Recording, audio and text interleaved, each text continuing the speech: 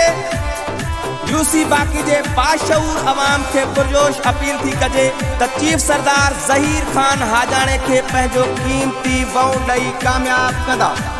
Chief Sardar Zaheer Khan हाजाणो, chairman Azhar Abbas हाजाणो, vice chairman Malak Yasir Awan sahab, general councillor Sajid Hussain डेपर साहब के पंहिंजो कीमती वोट ॾेई कामयाब कंदा। पारा मीर गुलाम मुर्तज़ा हाजाणो साहब, रईस नादर खान राजपर साहब, रईस शुजा खान राजपर साहब, रईस सलीम शौकत राजपर साहब, रईस मुजीब खान राजपर साहब, रईस शाहजेब खान राजपर साहब, रईस जुल्फकार खान राजपर साहब, जमार असद अब्बास हाजाणो साहब, रईस गुलाम अली खान हाजाणो साहब, जमार रईस मंजूर हुसैन जरदारी साहब, वडेरो जुम्मन खान डेपर साहब, मिस्टर उज़ैर खान जमाली साहब।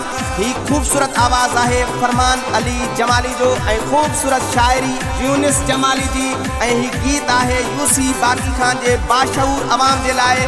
पूरी यूसी बाकी खान जे बाशऊर अवाम जे नाम कयूं था। अदा साउंड वारा डे आवाज़ साउंड के भले भले भले सदको माशाल्लाह।